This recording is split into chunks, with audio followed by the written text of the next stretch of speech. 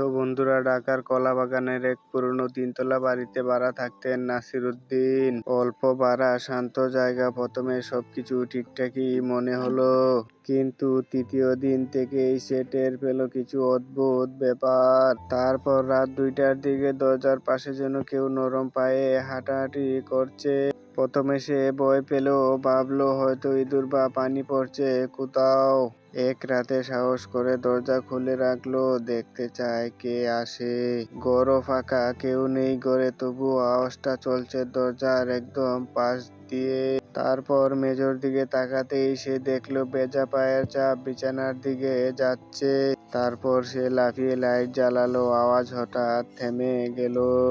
তারপর পায়ের ছাপ অদৃশ্য হয়ে গেল চোখের সামনে। তারপর সকালে ভয়ে ভয়ে বাড়িওয়ালার কাছে গেল নাসিরুদ্দিন। ওই বাড়িওয়ালা বৃদ্ধা মহিলা বললেন, এ ঘরে আগে এক মেয়ে থাকতো, নাম তার মায়া। তারপর বাথরুমে পড়ে মাথায় আঘাত পেয়ে মারা গিয়েছিল ওই ছোট্ট মেয়েটা। তারপর থেকে রাত 2টার পর ভেজা পায়ের শব্দ শুনি আমরা সবাই।